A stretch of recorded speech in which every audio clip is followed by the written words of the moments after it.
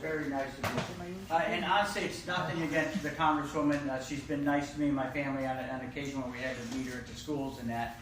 But, you know, 18 years is a long time, and it's more against the D.C. crowd.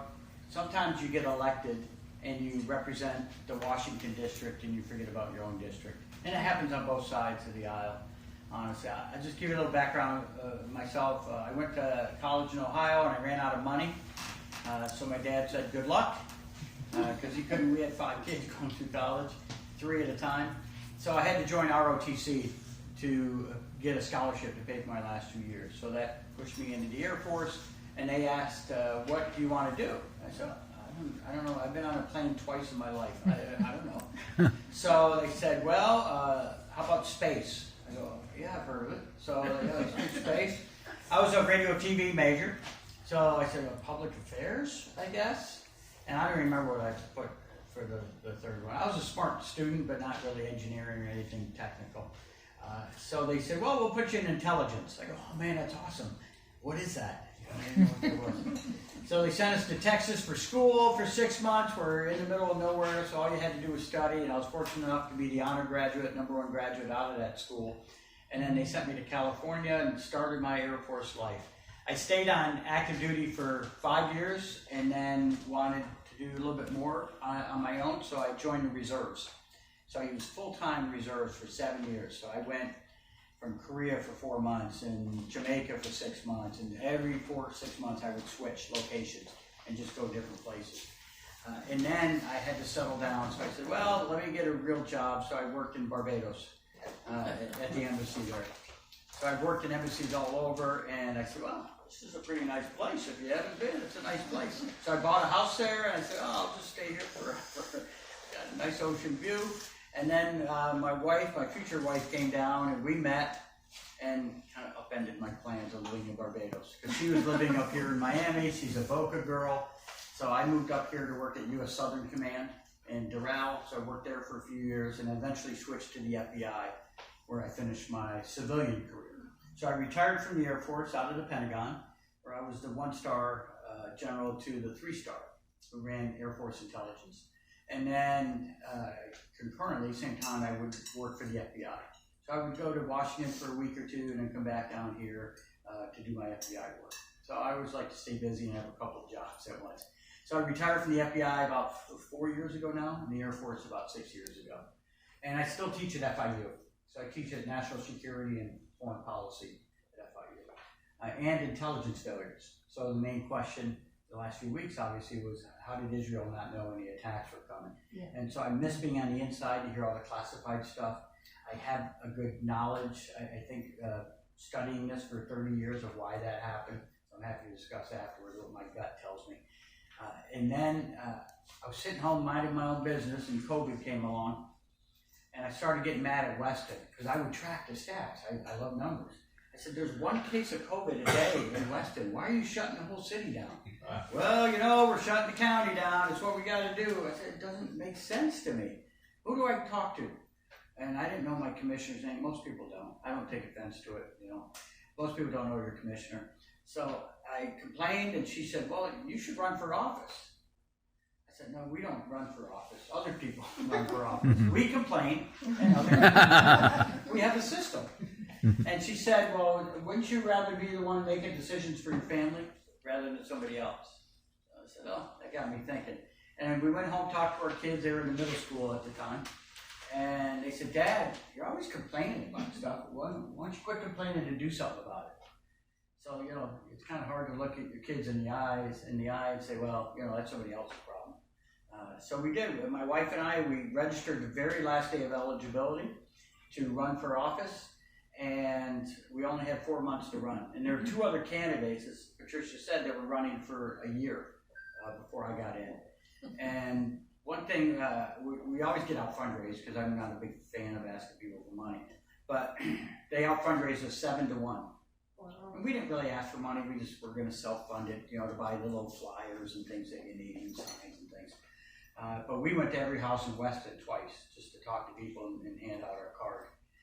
And we won, even though we're only in 4 months, we won with the most votes in Weston City history. Despite there was maybe some appetite for common sense kind of government, fiscal conservatism, and quit spending money if you don't have it, right? So again, minding my own business, watching TV last year, and I heard the U.S. government sent $400 million to the Middle East to improve their border security.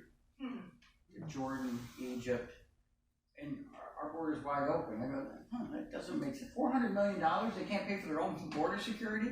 How does that help us when we're not even paying our own debts?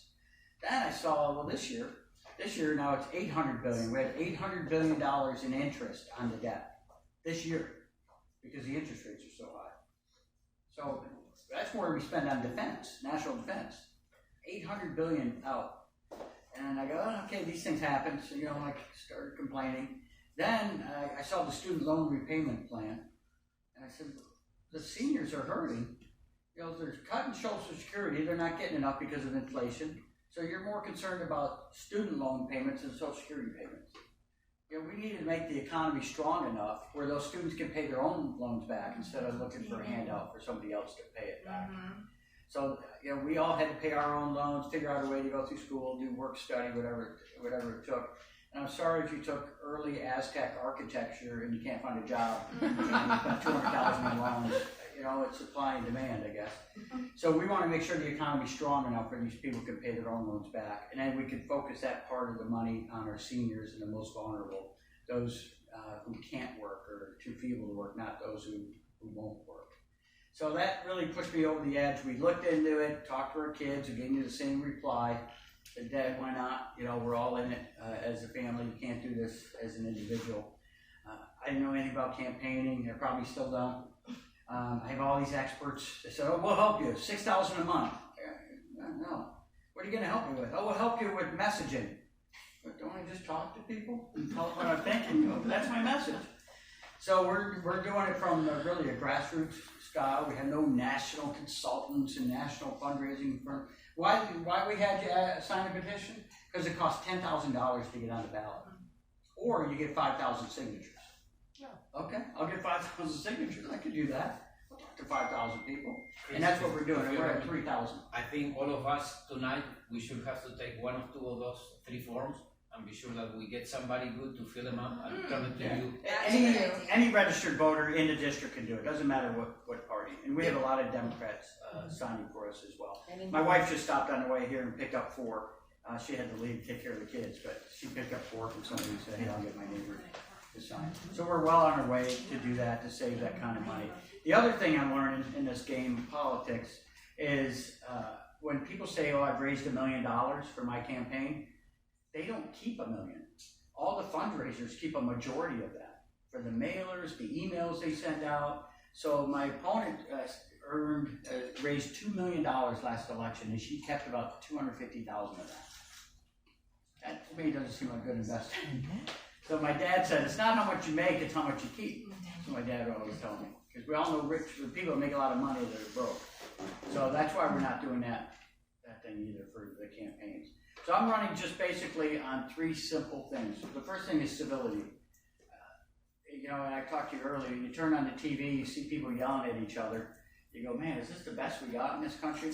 On both sides of the aisle, they're all nuts, if you ask me. So we need to, it's okay to disagree with each other, but you don't have to call somebody un-American just because you disagree with them, or you're the devil or whatever. We need to lower the temperature in the country a little bit and be more civil to each other and be a good example for our kids. As we heard the story about the 3rd grader, where are they learning that from? They're learning from at home. So it all begins at the home. The second thing I'm running on is fiscal discipline. That train left the station a long time ago in this country, and both parties are to blame. The past few administrations just blew up the budget, and I just want to get to a balanced budget, let alone pay off that $34 trillion in debt that we still owe to Americans in other countries. So another dirty secret in DC, if you raise the tax rate, the government brings in more money. If you lower the tax rate, the government brings in more money. The government always brings in more money if you look at the receipts. It's the spending that's out of control. We're just spending at a higher rate than what we're bringing in. So our deficit this year is $2 trillion. the brain can't even fathom what $1 trillion is, right? You can't fathom what $1 million is. So $2 trillion in 1 year in debt. So we have to balance our budget in the city every year. I don't know why it's so difficult for the federal government to do that. Maybe not send $400 million overseas, right? Maybe focus on where it needs to be focused here. So fiscal discipline is kind of the key to my campaign. I don't like wasting money. I'm the guy that turns the lights off around the house and turns up the air conditioning. So we needed somebody to do that in Washington, right? Somebody that saves money in Washington and counts the pennies, because once you count the pennies, then the dollars add up. So that's a big cause for me. And then the third thing was security. Having 6 million people come across the border, it's just, to me, it's ridiculous from a security standpoint. Last year, 130,000 children came across unaccompanied. 130,000 kids, 12, 8, 17, show up the border, no adults with them. That's 10 times the previous year. And the worst part is, DHS, Department of Homeland Security, lost track of 85,000 of them. They're supposed to maintain contact with these kids. Oh, I'm going to put you with this guy. He says he's your uncle. Is that your uncle? Yeah, that's my uncle. And if you read the New York Times, the New York Times did an expose on it. Oh, a lot of them are in sweatshops, and probably worse. Right? Oh, who would have thought? That's in the best case. The sweatshops would be the best. Yeah, that's the best case for these, right? So 130,000 kids, and you don't see headlines about it. You don't hear about it on the news. And they're arguing about TikTok, right? There's more important things in the world, I think, than TikTok, and taking care of these kids and making sure you can find them. First, don't let them in. We got to close the border and secure the border. And if we don't, how many terrorists did we find? At the border that were on the terrorist watch list. Those are the ones that we found. 150 from last year, most ever. What about the ones we didn't find that got through? And those millions, the number I just threw out, that's the ones we know of. These other ones that we don't know of, who knows where they are? Right? So that's what concerns us as national security experts. Who's coming through our most vulnerable flank, the southern border, and nobody seems to want to do anything about it. They keep kicking the can down the road. So that's part of the security. Education security is big for me too. We need to watch what's going on in the schools, making sure that our kids are being taught what they need to be taught. You could teach kids what you want at home. That's great. I think that's the way parents should do it. But to have teachers go into social issues, that's not what they're there for. They need to stick to their subjects. And another thing I learned, in the last 60 years in this country, the student population doubled in public schools because we grew. The teacher population tripled, so that's good. The administrative side went up 700% in schools. So when I went to school, there was a principal, secretary, a nurse, maybe a janitor, somebody else floating around. Now I go to Gator Runners at Cypress City, there's a whole army of people back there, typing away, doing stuff. Part of it is, and it's not the school board's fault entirely, because there's state and federal mandates. Oh, you have to track this, you have to track that. So you got to hire people to do all that craziness. And they just get in the way. My pet peeve is volunteer hours. My daughter had to bring in some food and she got 10 volunteer hours. Right? Isn't that kind of defeating the purpose of the volunteer hours? And if you come in on weekends, I'll give you 3 hours for every 1 hour you work. Right? Yeah, it's a currency and it's a racket. So you got to pay somebody at the school to keep track of all this. And then I review scholarships for different charities. They go, oh, I had 400 volunteer hours. Well, how do I know? How do I know you just bring in a bunch of food and that was your volunteer hours? So things like that there's too much burdens on the schools and it gets them away from their core mission, which is obviously to teach our young. So really that's it. You got the fiscal discipline, the civility, and then the security. So, and I could talk national security, everything from Taiwan to China. But for our president to go on TV and say, yeah, we're running out of munitions because we're giving them all to Ukraine. Oh, thanks. So China, you don't think China watches TV? So now China knows. And China knows what happened to us in Afghanistan when we hightailed it and left all our equipment there. And they see the president's equivocation on certain issues, like Israel. We're a strong supporter of Israel, but they need to calm down and pause. No way. Pause for what? So Hamas can reconstitute and blend in with the population? It doesn't make sense to me, and again, common sense doesn't make sense to a lot of people. But China sees all this, and that's what concerns me, that they come across and try to do something on Taiwan, knowing that we're short of munitions and that there might not be the willpower in the White House to defend Taiwan if something were to happen, especially if we're low on personnel and low on weapons. So I try to stay engaged with national security experts up in Washington to see what the flavor is, but through my background, I have a very good understanding of that. I spent a lot of time in Europe at Stuttgart and Korea through my Air Force missions as well. So through civility, security, fiscal discipline, I think we can get to where we need to be, but we need to have more non-politicians in office. I guess more normal people that, I told you I don't need the job, I don't need the title. I've already had my careers. I'm happy to stay home and play with my kids and my dog, but I can't sit there on TV and watch what's going on in this country and not try to do something and think 20 years from now, shoulda, coulda, woulda. Now we're 100 trillion in debt. And I had a chance to do something and didn't. So people say, well, Chris, the congresswoman's been there 18 years. You can't beat her. She's an incumbent. Well, I wouldn't get in if I didn't think I could win. I got, again, better things to do. How do I know I'm going to win? 74% of this country thinks we're headed in the wrong direction. 74%. That's both parties then. Both parties are dissatisfied with that. This used to be a Democrat stronghold. It used to be 48% Democrat, which is a lock, right? You can't win against somebody who has 48% of one party. They redistricted, and that 48% is now 41%. So I still need to win 4 to 5% of Democrats to win, and I can do that because I've done that in my city election.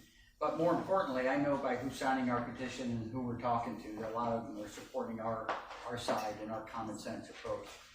I have 8 elected Democrats supporting me, elected Democrats in the district that are behind me, either because they're Democrats in name only, because to get elected in a lot of these places, you have to be a Democrat because people vote party line, or because they're fed up too with what's going wrong. But to have 8 elected Democrats supporting me, again, they're not going to come out and scream from the mountaintops because they get canceled. But that's a good sign as well. And I would say about 1% of the Democrats, and you guys could back me up, that go door knocking with us, 1% of the Democrats we meet tell us that, well, I'm a Democrat, but I don't vote Democrat. I haven't since Jimmy Carter. Well, okay, would you like to re-register? I can't do that because my family, my business. But even Republicans are registered Democrats. Yeah, there's some Republicans say, I'm a registered Democrat, that way I can vote against in the primary. I know what's happening. They're trying to outsmart themselves, right? It's like, well, you need to vote for me in the primary, so you need to be a Republican to vote for me in the primary. Go, oh yeah, I didn't think about that. So, we could do that here for you. You can certainly go online and change it in 30 days before the election and change it back afterwards. So those few nuggets, that 74%, and the way the district is only 41%, and not too many people know this, I don't like just getting out because I don't like to be overconfident, but in a 6-week period between August and September, in the whole county, Broward County, dark blue as everybody says, the Democrats registered 61 new voters in a 6-week period. Republicans and independents, nearly 6,000 voters. 6,000 to 61 over a 6-week period. A lot of them are re-registered, right? Obviously Democrats, so it takes one off of their side and one onto our side. We've done over 100, probably. Over 100 ourselves, from Democrat and independent to Republican. And obviously there's a lot of people out there doing that on their own. Just general dissatisfaction that people want something better for their district and for their nation, I think. So the numbers are definitely trending. And the last year in my district, along 25th district, the Democrats went from 42.5% to 41%, just in a year and a half. So we think there'll be about 39% or so when the election rolls around next year. So it's definitely winnable from that standpoint. And you always watch what the competition's doing, and I see how hard they're working because they're a little nervous as well. We've had the National Republican Congressional Committee contact us twice and say we're one of 43 races that they're watching nationwide as being very competitive to win. So we tried to fly under the radar. Honestly, I wanted to kind of fly low and sneak in and show up at the last minute and win, but we were very visible very early. We got a lot of people's attention. So we do a lot of social media, a lot of podcasts, a lot of internet stuff. We're not going to get much coverage from Sun Sentinel and the news stations. It's just not the way they do it. You know, they're not going to take a nobody out of Weston and give them that kind of exposure. But that's it, really. I wanted to give time if you guys had any questions for me, either as a city commissioner for the campaign. I try to be open and honest. You know, some of our strategy I don't reveal for obvious reasons. I don't want people to find out what we're doing.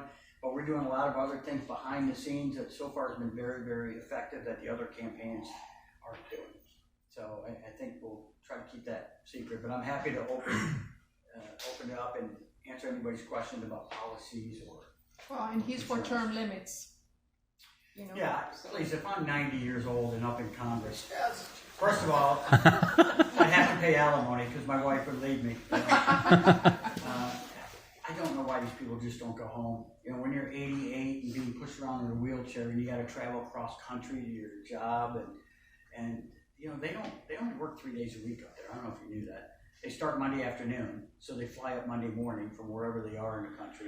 Monday, Tuesday, then they work Tuesday, Wednesday, Thursday, and Thursday afternoon they fly out and go back home. So part of the reason why a lot of those are yelling at each other on TV, in the old days you used to go and you lived there. You moved your families up there, and you spent weekends there, and you'd have barbecues together with people across the aisle. So it's hard to call somebody a dirtbag on Monday when you just had a barbecue with their family on Sunday. They don't do that anymore. There's no socializing. They're all in their little stovepipes.